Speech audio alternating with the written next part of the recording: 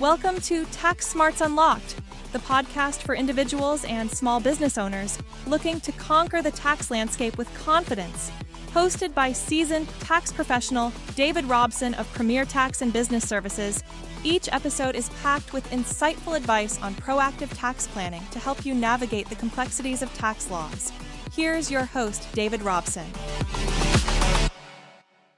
Welcome to Tax Smarts Unlocked. I'm your host, David Robson, CPA and tax planner, and today we're tackling a modern headache with very old consequences: taxes on influencer marketing. If you pay creators, seed them products, or run affiliate campaigns, the IRS and state agencies care how you structure, document, and report it. The payoff for getting this right: bigger deductions, fewer penalties, and far less anxiety every January. I'll walk you through what's deductible, how to handle cash and non-cash compensation, 1099 and 1042S reporting, giveaways, affiliate nexus, events, timing, and the documentation that keeps audits short. I'll also share quick case studies and a proactive playbook you can start using this week. Grab your coffee. I'll keep it professional, practical, and just cheeky enough to keep you awake. Let's start with the golden rule. Under Section 162, you can deduct ordinary and necessary business expenses. Influencer marketing usually qualifies as advertising, so cash fees, production costs, platform boosts, and agency management are squarely deductible. The nuance comes with non-cash deals. If you provide product, credits, trips, or services in exchange for posts, that is still compensation for advertising, not a gift. Your deduction equals what you pay or the cost of what you provide. For products from inventory, you generally deduct your cost, not the retail price, and you reduce inventory accordingly. Keep the business purpose clear: who the audience is, what conversion or brand objective you had, and how the campaign ties to revenue. A short memo plus your contract goes a long way. When you pay influencers in cash, collect a Form W-9 before the first dollar leaves your account. Name, address, and taxpayer ID let you issue a Form 1099 NEC for $600 or more of services. Big exception: if you pay by credit card or a third-party network like PayPal or Stripe, the processor is responsible for 1099K reporting. You generally should not also file a 1099 NEC. I like written contractor agreements that define scope, deliverables, deadlines, and IP rights, and that support independent contractor status. Avoid setting hours, providing equipment, or controlling methods like an employer would. Store invoices and proof of payment with the contract. If an influencer uses a loan-out LLC, pay the entity and match the W-9.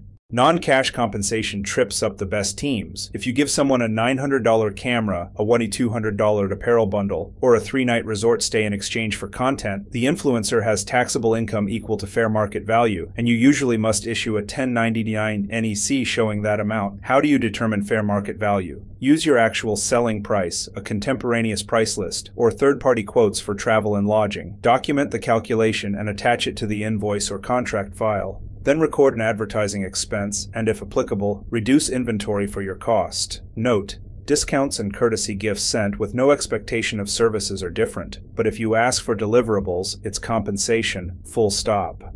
Let's bust the "but it was just a gift" myth. In tax, intent matters. If you expect a post, review, testimonial, or appearance, the transfer is compensation for services and your expense is advertising, not generosity. You don't get a charitable deduction because influencers aren't charities, and labeling the shipment PR gift won't save you. If you truly send unsolicited samples with no expectation of content, skip the 1099, but also don't ask for anything. The moment you negotiate deliverables, treat it like pay. Pro tip: your contracts and DMs are discoverable. Write like an auditor is reading. That little mindset shift prevents painful reclassifications and penalties later.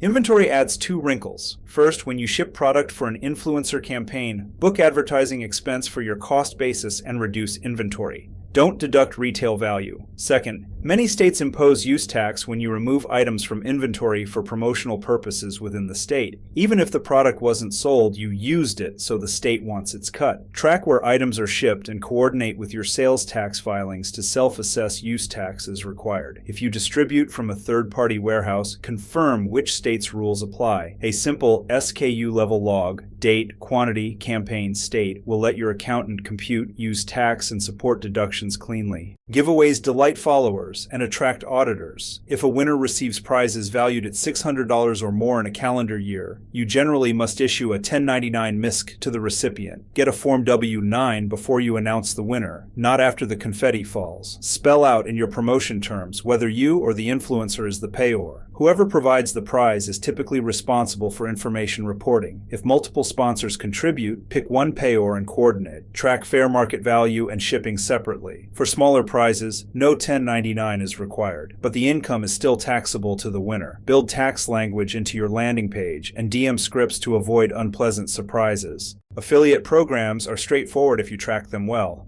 Commissions you pay are deductible advertising expenses. For U.S. affiliates who are individuals or pass-throughs, gather W-9s and issue 1099 NEC at $600+, unless paid by card or third-party networks, issuing 1099K. Maintain reports tying clicks, orders, and payouts to each affiliate ID and attribution. A few states also tax certain marketing or data services. Watch state, click-through, and affiliate nexus rules. Having in-state marketers who drive sales may require you to register and collect sales tax in that state, even without a physical location. Coordinate with your sales tax advisor to monitor thresholds and marketplace facilitator rules. Document your policy and review it quarterly. Launching an influencer event? Separate what's deductible from what's fun. Meals are generally 50% deductible. Entertainment, concert tickets, golf, boat charters is non-deductible. Venue rental, audiovisual, and event staffing are deductible. If you cover flights, hotels, or per diems for non-employees, that value is typically taxable compensation to them and belongs on a 1099 NEC.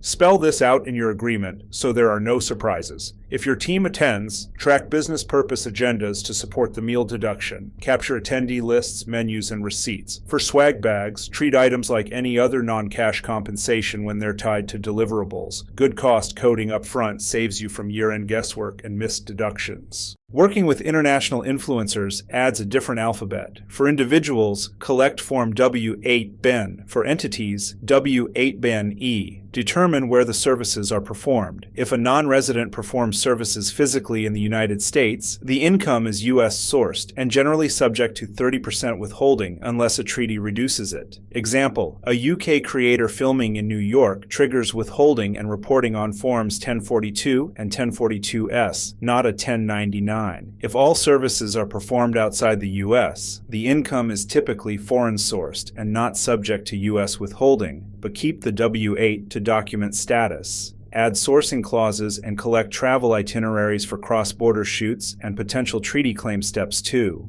Timing matters. On the cash method, you generally deduct influencer fees when paid. Retainers and deposits paid in December are typically deductible that year if they are not refundable and relate to services within the next 12 months. On the accrual method, deduct when the service is performed or the liability is fixed and determinable. For campaigns that straddle year-end, allocate fees based on the deliverable schedule. Prepaid media buys may require capitalization if benefits extend beyond 12 months. Ask your accountant before you front-load spend for tax planning. Documentation is your audit shield. Keep signed contracts and scopes of work, a deliverables calendar, screenshots, links, and UTM reports, invoices, proof of payment, W-9 or W-8 forms, fair market value calculations for non-cash items, inventory pull sheets, and for international work, a sourcing memo and travel evidence.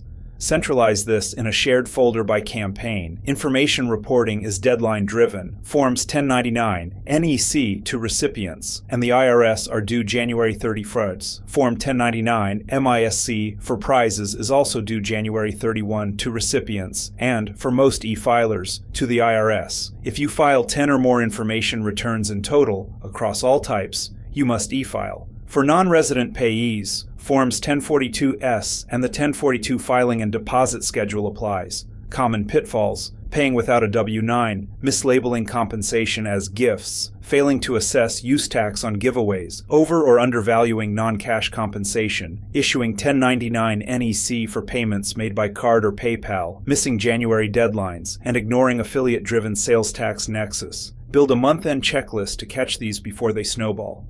That's a wrap on the tax side of influencer marketing. Today we covered what's deductible under Section 162, cash versus non-cash compensation, 1099 NEC and 1099 MISC rules, use tax on giveaways, affiliate commissions and nexus, events and travel, international withholding with 1042S, timing under cash and accrual, and the documentation that keeps audits short. The theme is simple. Plan first, paper it up, and let the numbers tell a clean story. If you want help building an onboarding packet, FMV playbook, or year-end reporting workflow, talk to a pro. I'm David Robson. Thanks for listening to Tax Smarts Unlocked. Until next time.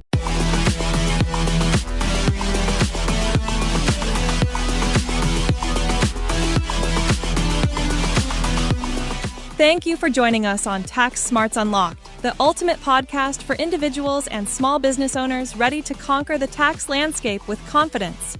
Hosted by seasoned tax professional David Robson of Premier Tax and Business Services. Each episode has been carefully crafted to provide you with insightful advice on proactive tax planning. By adopting a smarter tax approach, you can focus on what you do best, growing your wealth and your business. We're here to guide you every step of the way. Don't miss an episode. Subscribe to Tax Smarts Unlocked on your favorite podcast platform and unlock the secrets to confident tax planning. Remember, it's time to take control of your taxes and unleash your full financial potential.